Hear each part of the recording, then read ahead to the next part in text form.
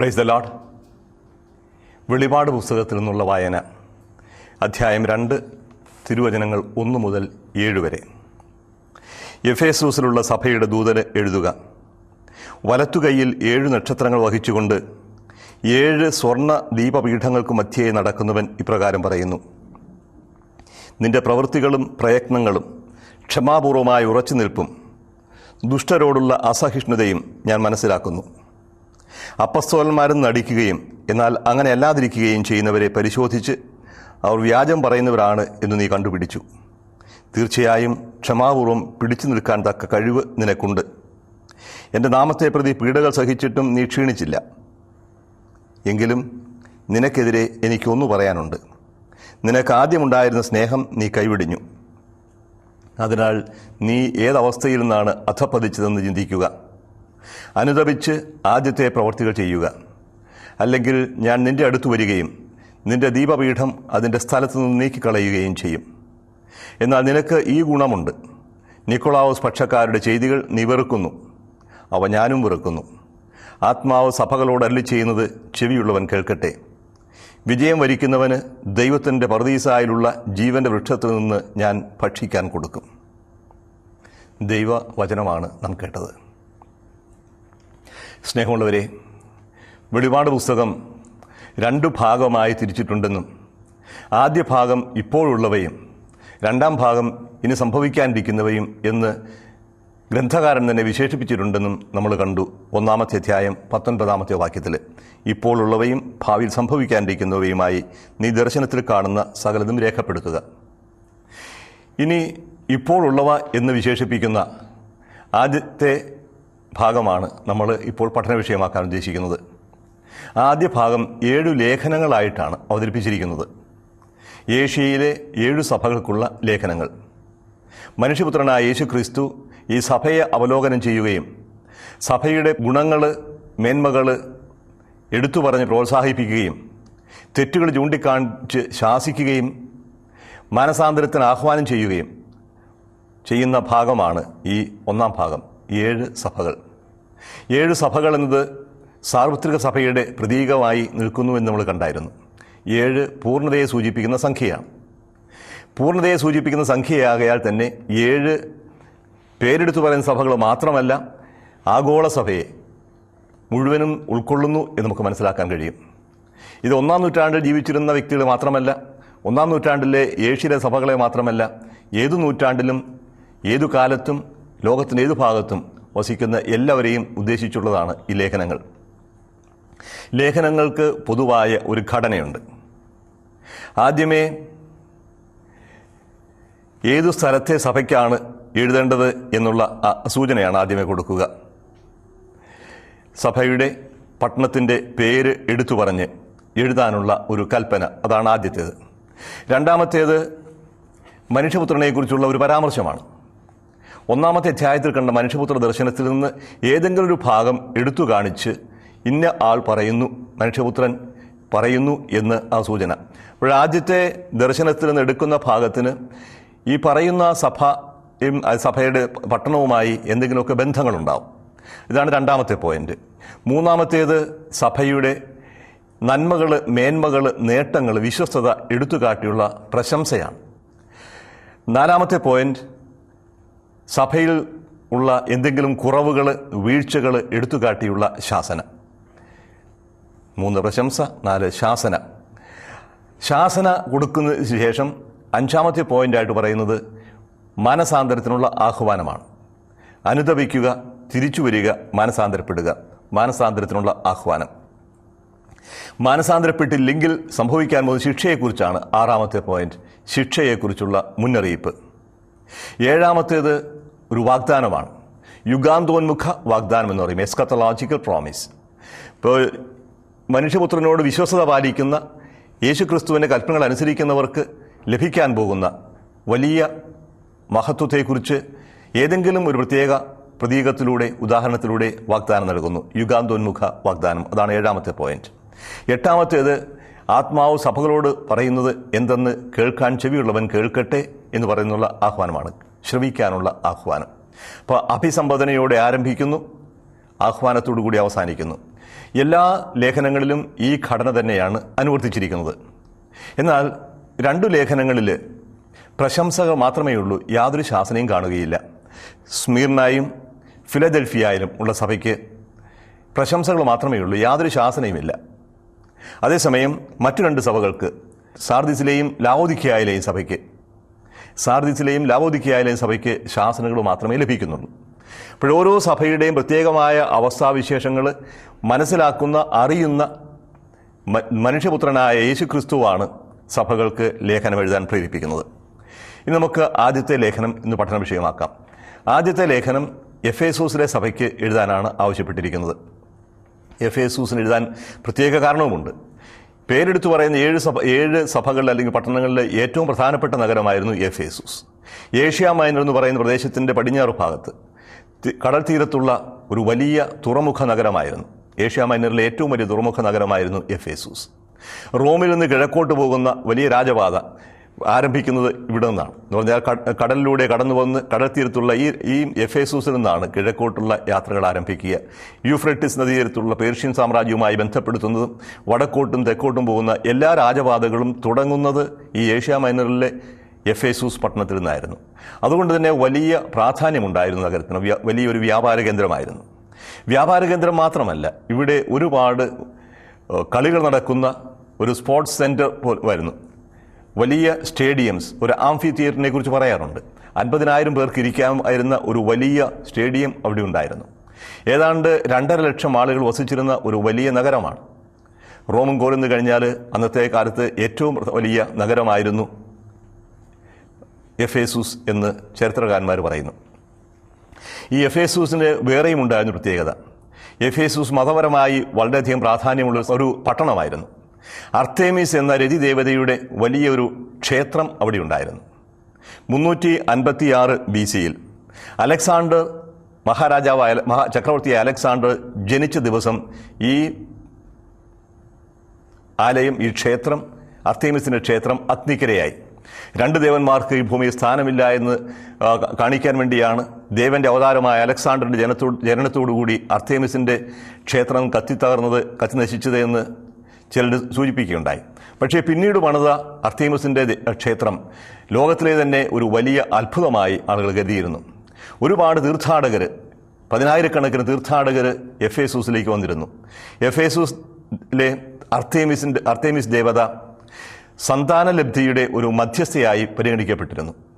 അതുപോലെ തന്നെ രോഗശാന്തിക്കുള്ള സൗകര്യവും ഈ അർത്തേമിസ് ദേവതയുമായി ബന്ധപ്പെടുത്തി നടത്തിയിരുന്നു. അർത്തേമിസിൻ്റെ ക്ഷേത്രത്തിലേക്ക് വരുന്ന തീർത്ഥാടകരെക്കുറിച്ച് അപ്പസ്തോല പ്രവർത്തനങ്ങളിൽ പരാമർശമുണ്ട്. നമുക്കറിയാം, ഏതാണ്ട് 2 വർഷത്തിലധികം എഫേസൂസിൽ വിശുദ്ധ പൗലോസ് പ്രവർത്തിക്കുകയും അവിടുത്തെ സഭ സ്ഥാപിക്കുകയും ചെയ്തു. ആ സഭാസ്ഥാപനം വളരെയധികം വിജയപ്രദമായി. ഒരുപാട് ആളുകൾ സഭയിൽ അംഗങ്ങളായി. അതോടുകൂടി അർത്തേമിസ് ദേവതയുടെ ക്ഷേത്രം കാലിയാവുന്ന ഒരു അവസ്ഥാവിശേഷം സംജാതമായി. അപ്പോസ്തല പ്രവർത്തനം 19-ാമത്തെ അധ്യായത്തിൽ ഇതിനെക്കുറിച്ച് ലൂക്ക വളരെ വിശദമായി പ്രതിപാദിക്കുന്നുണ്ട്. വെള്ളിപ്പണിക്കാരുടെ ലഹള എന്ന് പറഞ്ഞ് 19-ാമത്തെ അധ്യായം 23 മുതൽ 40 വരെയുള്ള വാക്യങ്ങളിൽ ഏതാണ്ട് 20ഓളം വാക്യങ്ങൾ ഈ അർത്തേമിസ് ദേവതയുടെ ക്ഷേത്രവുമായി ബന്ധപ്പെടുത്തിയ സംഭവത്തിന് ലൂക്ക മാറ്റിവെച്ചിട്ടുണ്ട്.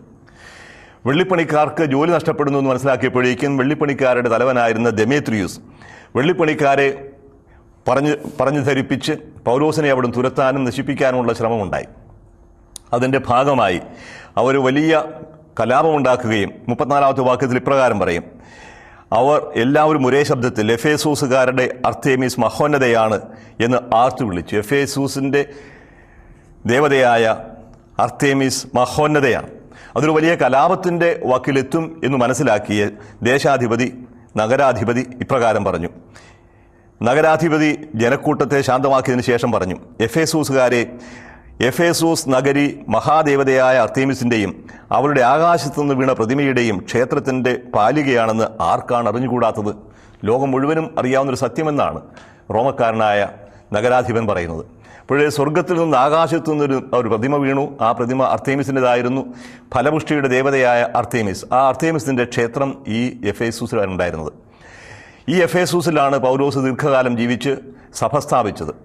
അതിനുശേഷം തിമോത്തിയോസിനെ ഇവിടുത്തെ ആദ്യത്തെ മെത്രാനായി സ്ഥാപിക്കുകയുണ്ടായി. പൗലോസിൻ്റെയും തിമോഥെയോസിൻ്റെയും കാലത്തിന് ശേഷം യോഹന്നാൻ സുവിശേഷകൻ പരിശുദ്ധ കന്യകാമറിയത്തോടൊപ്പം എഫേസൂസിൽ ദീർഘകാലം താമസിച്ചു എന്ന ഒരു പാരമ്പര്യമുണ്ട്. യോഹന്നാൻ എഫേസൂസിലെ സഭയിൽ മെത്രാനായിരുന്നു. ഇവിടെ നിന്നാണ് യോഹന്നാനെ അറസ്റ്റ് ചെയ്ത് പാത്മോസിലേക്ക് നാടുകടത്തുന്നത്. പരിശുദ്ധ കന്യകാമറിയം എഫേസൂസിലാണ് വസിച്ചിരുന്നതെന്നും അവിടെ തന്നെ മരിച്ചടക്കപ്പെട്ടുവെന്നും അവിടെ നിന്നാണ് സ്വർഗാരോഹണം ചെയ്തതെന്നും ഒരു പാരമ്പര്യം സഭയിലുണ്ട്. ഇന്ന് നമ്മൾ എഫേസൂസിൽ പോവുകയാണെങ്കിൽ എഫേസൂസിൻ്റെ നഷ്ടാവശിഷ്ടങ്ങൾക്ക് അടുത്തായിട്ട് മാതാവിൻ്റെതായ ഒരു വീടുണ്ട്. ആ വീടൊരു ഒരു ദേവാലയമായി പണിതിട്ടുണ്ട്. ഇന്ന് ഒരുപാട് തീർത്ഥാടകർ അങ്ങോട്ട് പോകുന്നുമുണ്ട്. മാതാവിൻ്റെ ശവകുടീരം ജെറൂസലത്താണ് എന്ന് നമുക്കറിയാം.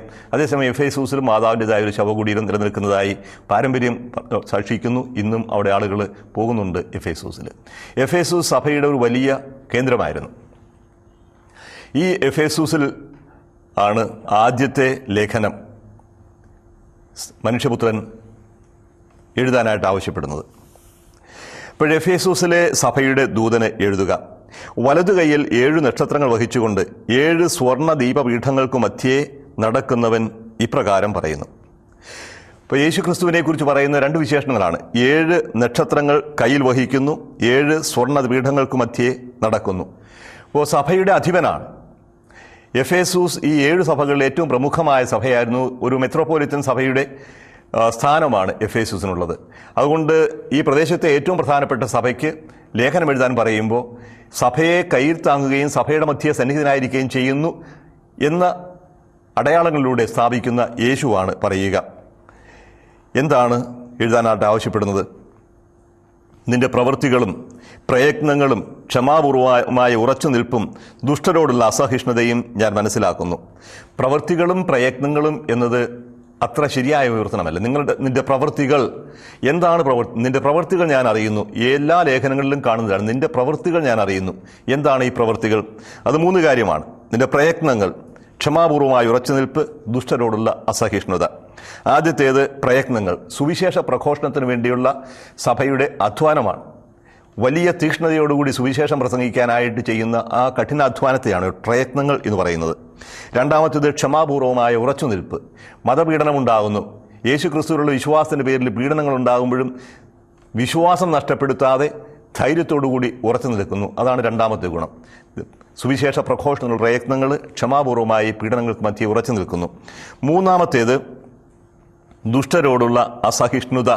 ചില വിവർത്തനങ്ങളിൽ സഹിഷ്ണുത എന്നാണ് കാണുക. അസഹിഷ്ണുത സഭയ്ക്ക് യോജിച്ച ഒരു ഗുണമല്ലല്ലോ എന്ന് വിചാരിച്ചുകൊണ്ടാവാം, അല്ലെങ്കിൽ അക്ഷരത്തെറ്റാവാം. POC ബൈബിളിലും പഴയ എഡീഷനിലൊക്കെ സഹിഷ്ണുത എന്നാണ് കാണുന്നത്. ദുഷ്ടരോട് സഹിഷ്ണുത പാലിക്കുകയല്ല, അസഹിഷ്ണുത എന്ന് പറഞ്ഞാൽ you cannot tolerate the evil ones. മറ്റുള്ളവരെ, ഈ തിന്മ ചെയ്യുന്നവരെ ഒരു കാരണവശാലും നീ വെച്ച് പൊറുപ്പിക്കുകയില്ല. ഇതൊരു പ്രത്യേക ഗുണമാണ്. എന്ന് പറഞ്ഞാൽ തെറ്റിനോടും തിന്മയോടും യാതൊരു വിട്ടുവീഴ്ചയും ഉണ്ടാവുകയില്ല.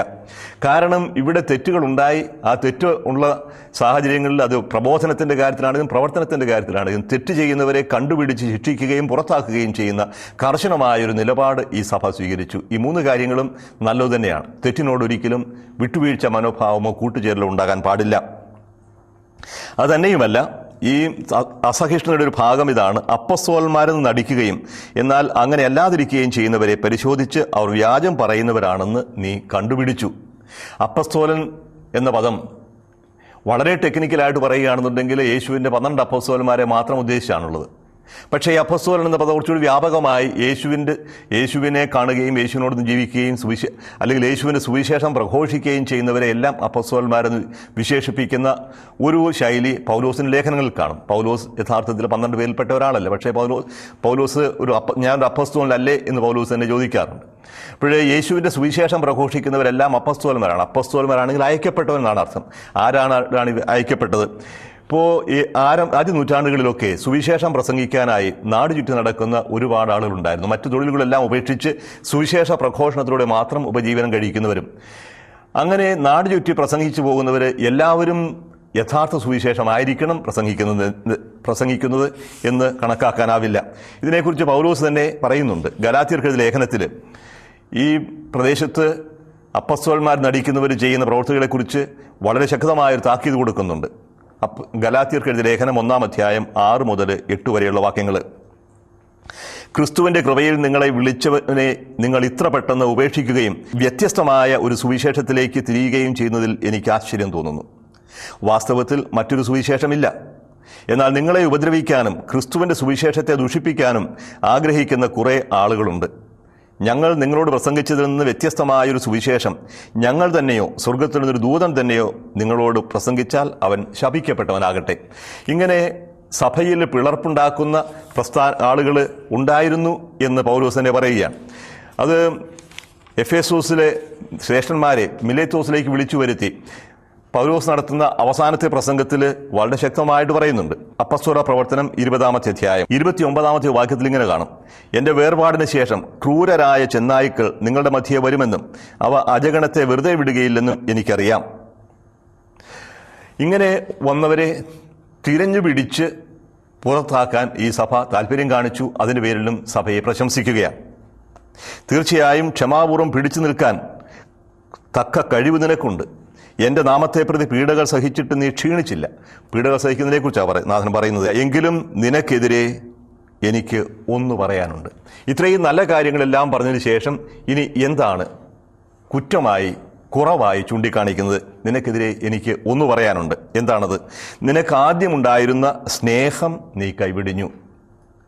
വിശ്വാസത്തോട് വിശ്വസ്തത പുലർത്താൻ വേണ്ടി, വിശ്വാസ സമൂഹത്തിൽ ഉറച്ചു നിൽക്കാൻ വേണ്ടിയുള്ള ശ്രമത്തിൽ നഷ്ടപ്പെട്ടത് സ്നേഹമാണ്. An orthodox church without love എന്ന് വിശേഷിപ്പിക്കാറുണ്ട്. വിശ്വാസത്തോട് വിശ്വസ്തത പുലർത്തുന്ന സ്നേഹം നഷ്ടപ്പെട്ട സഭ. രണ്ടും ഒരുപോലെ പ്രധാനപ്പെട്ടതാണ്. വിശ്വാസം ഉണ്ടായിരിക്കണം, വിശ്വസ്തരായിരിക്കണം, അതോടൊപ്പം സ്നേഹമുണ്ടായിരിക്കണം. സഹോദര സ്നേഹത്തിന് കോട്ടം തട്ടുന്ന രീതിയിലുള്ള പ്രവർത്തനങ്ങൾ സഭയിൽ ഉണ്ടാകാൻ പാടില്ല. നിന്റെ സ്നേഹം നീ കൈവിടിഞ്ഞു. ആദ്യമുണ്ടായിരുന്ന സ്നേഹം. കാലക്രമത്തിൽ സഭയോട് ജീവിച്ച് മുന്നോട്ട് പോകുമ്പോൾ ഏതു വ്യക്തിക്കും സംഭവിക്കാവുന്ന ഒന്നാണിത്. മാനസാന്തരത്തിൻ്റെ ആദ്യ നാളിലുണ്ടായിരുന്ന തീക്ഷ്ണതയും സ്നേഹവും എല്ലാം നഷ്ടപ്പെട്ട് സാവകാശം ഈ വിശ്വാസം തന്നെ ഒരു ദിനചര്യയായി മാറുക, അതിനോട് താല്പര്യം തന്നെ നഷ്ടപ്പെട്ടു പോവുക, ചില ആചാരങ്ങളിലും അനുഷ്ഠാനങ്ങളിലും മാത്രം വിശ്വാസം ഉറച്ചു നിൽക്കുക, എൻ്റേതല്ലാത്ത വിശ്വാസം സ്വീകരിക്കുന്നവരോട് അതികഠിനമായ വെറുപ്പും വിദ്വേഷവും ഉണ്ടാവുക, അവസാനം സ്നേഹം നഷ്ടപ്പെടുക. നിനക്ക് ആദ്യമുണ്ടായിരുന്ന സ്നേഹം നിനക്ക് നഷ്ടപ്പെട്ടു. ഇത് വിവാഹ ജീവിതത്തിലാവാം, വൈദിക ജീവിതത്തിലാകാം, സന്യസ്ത ജീവിതത്തിലാകാം, ഏത് ക്രൈസ്തവൻ്റെ ജീവിതത്തിലുമാകാം. യേശു നൽകുന്ന താക്കീത് ഇത് എഫേസൂസിലെ സഭയ്ക്ക് എന്ന് പറയുന്നത് എന്നോടും നിങ്ങളോടും കൂടി തന്നെ പറയുക. നമ്മൾ ഓരോരുത്തരും ആലോചിച്ച് നോക്കേണ്ടതാണ്. ആദ്യമുണ്ടായിരുന്ന സ്നേഹം എനിക്കിപ്പോഴുണ്ടോ? അതിനാൽ നീ ഏതവസ്ഥയിൽ നിന്നാണ് അധപ്പതിച്ചതെന്ന് ചിന്തിക്കുക, അല്ല ഓർമ്മിക്കുക. ഇവിടെ 3 കാര്യങ്ങളാണ് നാഥൻ ആവശ്യപ്പെടുന്നത്. 1 ഓർമ്മിക്കുക, 2 അനുതപിക്കുക, 3 പ്രവർത്തിക്കുക. ഓർമ്മിക്കണം. കടന്നു പോകുന്ന വഴികൾ ഓർമ്മിക്കണം. എപ്പോഴാണ് നീ ക്രിസ്തുവിനെ കണ്ടെത്തിയത്? എങ്ങനെയാണ് നീ ക്രിസ്തുവുമായി ആദ്യമേ നടന്നിരുന്നത്? അത് നൊവേഷ്യേറ്റിൻ്റെ കാലത്താവാം, മാമോദിസ സ്വീകരിച്ച ആദ്യ കുർബാനയുടെ കാലത്താവാം, ഒരു ധ്യാനത്തിന് ശേഷം യേശുവിനെ ആദ്യമായി കണ്ടെത്തുന്ന സാഹചര്യത്തിലാവാം. ഓർമ്മിക്കണം കടന്നു പോകുന്ന വഴികൾ. എങ്ങനെയായിരുന്നു ആദ്യത്തെ സ്നേഹം? അതിൽ നിന്ന് ഇപ്പോഴെന്താണ് കോട്ടം സംഭവിച്ചിരിക്കുന്നത്? ഇത് ധൂർത്തപുത്രൻ്റെ കഥയിൽ യേശു പറഞ്ഞതുപോലെയാണ്. പന്നികൾക്ക് കൊടുക്കുന്ന തവിട് പോലും തിന്നാൻ ആഗ്രഹിച്ചിട്ടും കിട്ടാതെ പട്ടിണിയായ പന്നി മേയ്ക്കുന്ന തൊഴിലിലേക്ക് അയക്കപ്പെട്ട ഇളയപുത്രൻ്റെ ധൂർത്തപുത്രൻ്റെ അവസ്ഥ ഇതായിരുന്നു. അവൻ ഓർമ്മിച്ചു. എല്ലാം നഷ്ടപ്പെട്ട് പട്ടിണിയിലായപ്പോൾ അവൻ ഓർമ്മിച്ചു, എൻ്റെ പിതാവിൻ്റെ ഭവനത്തിൽ എത്രയോ ആളുകൾ ആവശ്യത്തിന് മിച്ചം ഭക്ഷണം കഴിച്ച് ജീവിക്കുന്നു. ഓർമ്മിക്കുക കടന്നു പോകുന്ന വഴികൾ. ആദ്യമേ ഇതൊരു അനുതാപത്തിൻ്റെ മാനസാന്തരത്തിൻ്റെ തുടക്കമാണ്. ഓർമ്മിക്കണം ദൈവത്തിൻ്റെ സ്നേഹം, നീ അനുഭവിച്ച സ്നേഹം, നീ ജീവിച്ച സ്നേഹം ഓർമ്മിക്കുക. 2 അനുതപിക്കുക. അനുതപിക്കുക എന്ന് പറയുമ്പോൾ 2 കാര്യങ്ങൾ അർത്ഥമാക്കുന്നുണ്ട്. 1 ചെയ്തു പോയ തെറ്റാണെന്ന് ഏറ്റുപറഞ്ഞ് അത് തള്ളിപ്പറയുക. ഈ ഓർമ്മിക്കൽ ഭാഗമാണത്. ചെയ്തു പോയ തെറ്റുകളെക്കുറിച്ച് ദുഃഖമുണ്ടായിരിക്കുക. എന്നെ ഇത്രമാത്രം സ്നേഹിക്കുന്ന, എനിക്ക് വേണ്ടി എല്ലാം നൽകുന്ന ദൈവത്തെ ഞാൻ ഉപേക്ഷിച്ചു പോയതിലുള്ള ദുഃഖം. ഇതിനാണ് അനുതാപം, പശ്ചാത്താപം എന്ന് പറയുക. പക്ഷേ മറ്റൊന്നുകൂടിയുണ്ട്. മെത്താനോയിയ എന്ന പദമാണ് ഇവിടെ ഗ്രീക്കിൽ ഉപയോഗിക്കുന്നത്. മെത്താനോയിയയ്ക്ക് കഴിഞ്ഞ കാലത്തെക്കുറിച്ചുള്ള ഓർമ്മ മാത്രമല്ല, മറ്റൊന്നുകൂടിയുണ്ട്. പുതിയ ഒരു ജീവിതം നയിക്കാനുള്ള തീരുമാനം, പുതിയ വഴികൾ തിരഞ്ഞെടുക്കുക. പോകുന്ന വഴി തെറ്റാണെന്ന് മനസ്സിലായി കഴിയുമ്പോൾ പുതിയ വഴിയിലൂടെ, ശരിയായ വഴിയിലൂടെ പോകാനുള്ള തീരുമാനം.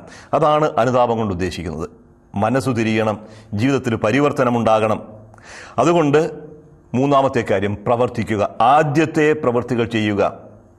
നീ എപ്പോഴാണ് ഒരു യഥാർത്ഥ ദൈവാനുഭവത്തിലേക്ക് വന്നത് അന്ന് നിൻ്റെ മനോഭാവം എന്തായിരുന്നു, അന്ന് നിൻ്റെ പ്രവൃത്തികൾ എന്തായിരുന്നു, അത് ഇന്ന് ചെയ്യണം. ആദ്യത്തെ പ്രവൃത്തികൾ അത് സ്നേഹത്തിൽ നിന്ന് രൂപം കൊണ്ടതായിരുന്നു. സ്നേഹവും വിശ്വസ്തതയും ഒരുമിച്ച് പോകണം. വിശ്വാസ സംഹിതകളോട് വിശ്വസ്തത പുലർത്തിയാൽ മാത്രം പോരാ, ദൈവത്തോടും സഹോദരങ്ങളോടും സ്നേഹമുണ്ടാവണം. ക്രിസ്തീയ ജീവിതത്തിൻ്റെ കാതൽ സ്നേഹമാണ്. ഏറ്റവും പ്രധാനപ്പെട്ട പ്രമാണം, യേശു നൽകിയ പ്രമാണവും അതാണ്. ഞാൻ നിങ്ങളെ സ്നേഹിച്ചതുപോലെ നിങ്ങൾ പരസ്പരം സ്നേഹിക്കണം. ഒരു പുതിയ പ്രമാണം ഞാൻ നിങ്ങൾക്ക് നൽകുന്നു എന്ന് പറഞ്ഞുകൊണ്ടാണ് യേശു ഈ കൽപ്പന നൽകിയത്. ആദ്യത്തെ പ്രവൃത്തികൾ ചെയ്യുക. ഇനി നീ മനസ്സ് തിരിയുന്നില്ലെങ്കിൽ എന്ത് സംഭവിക്കും? ശാസന, അതിനുശേഷമുള്ള ശിക്ഷയെക്കുറിച്ചുള്ള മുന്നറിയിപ്പ്. അല്ലെങ്കിൽ ഞാൻ നിന്റെ അടുത്ത് വരികയും നിന്റെ ദീപപീഠം അതിൻ്റെ സ്ഥലത്തു നിന്ന് നീക്കിക്കളയുകയും ചെയ്യും. തിരികെടുത്തുകയല്ല, ദീപപീഠം എടുത്തു മാറ്റുകയാണ്. എന്ന് പറഞ്ഞാൽ നീ ഇനിമേൽ സഭയായിരിക്കുകയില്ല. നീ ഇനിമേൽ എൻ്റേതല്ല. ഞാനും നീയും തമ്മിലുള്ള ബന്ധം വിച്ഛേദിക്കും. വിവാഹമോചനം ചീട്ട് കൊടുക്കുന്നത് പോലെയാണ്. നിന്റെ സഭ എന്ന സ്ഥാനം നഷ്ടപ്പെടുത്തും. നിന്നെ തള്ളിപ്പറയും. എന്നെ തള്ളിപ്പറയുന്നവനെ പിതാവിൻ്റെ മുമ്പിൽ ഞാനും തള്ളിപ്പറയും എന്ന് യേശു പറഞ്ഞ അതേ വാക്ക് തന്നെയാണ് ഇവിടെ. ദീപപീഠം അതിൻ്റെ സ്ഥാനത്ത് നിന്ന് നീക്കിക്കളയും. മുന്തിരിത്തോട്ടം അവിശ്വസ്തരായ കാര്യസ്ഥന്മാരിൽ നിന്നെടുത്ത് വിളവ് നൽകുന്ന, ഫലം നൽകുന്ന പുതിയ ആൾക്കാർക്ക് കൊടുക്കും എന്ന് പറഞ്ഞ ഉപമയും ഇതുതന്നെയാണ് അർത്ഥമാക്കുക. ദീപപീഠം അതിൻ്റെ സ്ഥാനത്ത് നീക്കിക്കളയും. എന്നാൽ നിനക്ക് ഈ ഗുണമുണ്ട്. അവസാനം ഒരു ആശ്വാസവചനം. നിനക്ക് ഈ ഗുണമുണ്ട്. എന്താണ് ഈ ഗുണം? നിക്കോളാവൂസ് പക്ഷക്കാരുടെ ചെയ്തികൾ നീ വെറുക്കുന്നു, അവ ഞാനും വെറുക്കുന്നു. നിക്കോളാവൂസ് പക്ഷക്കാരുടെ ചെയ്തികൾ. ആരാണ് ഈ നിക്കോളാവൂസ് പക്ഷക്കാർ? അവർ വീണ്ടും നമ്മൾ കാണും. കുറച്ച് വിശദമായിട്ട് പിന്നെ നമ്മൾ അതിനെക്കുറിച്ച് പറയുന്നതാവും. ഇവിടെ നിക്കോളാവൂസ് പക്ഷക്കാർ എന്ന് പറയുമ്പോൾ ഒരു വിട്ടുവീഴ്ച മനോഭാവത്തെയാണ്.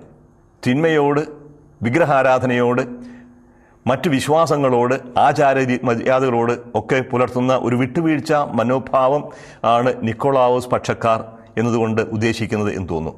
നിക്കോലാവോസ് എന്ന പദം അപ്പോളയോൺ എന്ന പദത്തിൻ്റെ തന്നെ മറ്റൊരു രൂപമാണ്.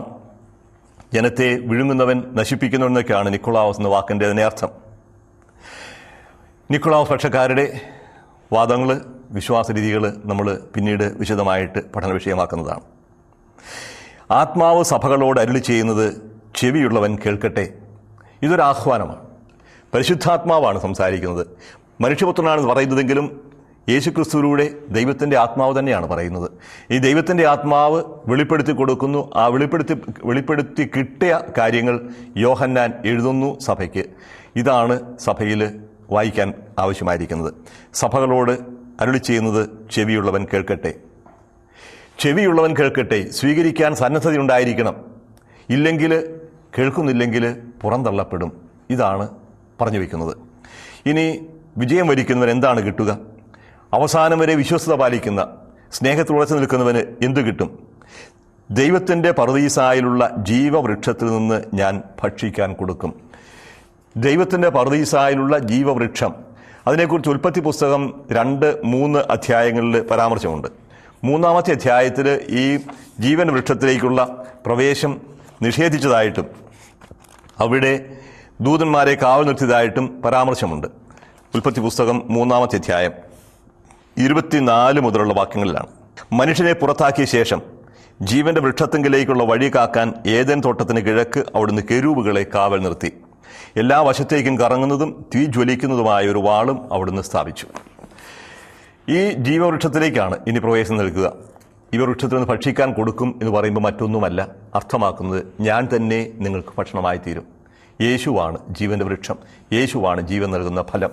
അപ്പോൾ യേശുവിനെ തന്നെ ദാനമായി നൽകും. ഇതാണ് വിശ്വസ്തർക്ക് നൽകുന്ന സമ്മാനം. എന്നെ ഭക്ഷിക്കുന്നവൻ ഞാൻ മൂലം ജീവിക്കും എന്ന് യേശു പറഞ്ഞതുപോലെ. നമുക്ക് ഒരു നിമിഷം പ്രാർത്ഥിക്കാം. കാരുണ്യവാനും സ്നേഹനിധിയുമായ ദൈവമേ, വെളിപാട് പുസ്തകത്തിലൂടെ അവിടെ നിങ്ങൾക്കുന്ന സന്ദേശം ഞങ്ങൾ മനസ്സിലാക്കുന്നു. വിശ്വസ്തത പാലിക്കാനുള്ള ആഹ്വാനമാണ് അവിടെ ഞങ്ങൾക്ക് നൽകുന്നത്. എപ്രകാരമാണ് ഞങ്ങൾ അവിശ്വസ്തരായി തീർന്നത്? ഞങ്ങൾ കടന്നു പോകുന്ന തെറ്റിൻ്റെ വഴികൾ ഏതൊക്കെയാണ്? വഴിയെ ആലോചിക്കാനും അനുദപിക്കാനും പുതിയ ജീവിതം നയിക്കാനും അവിടുന്ന് ആഹ്വാനം ചെയ്യുന്നു. കർത്താവെ, വിശ്വസ്തരായിരിക്കാൻ ഞങ്ങൾക്ക് കൃപ നൽകണമേ. നഷ്ടപ്പെട്ടു പോയ സ്നേഹത്തിൻ്റെ ചൈതന്യം വീണ്ടും ഞങ്ങൾ ഉജ്ജ്വലിപ്പിക്കണമേ. നിത്യം പിതാവും പുത്രനും പരിശുദ്ധാത്മാവുമായ സർവേശ്വര, ആമേൻ.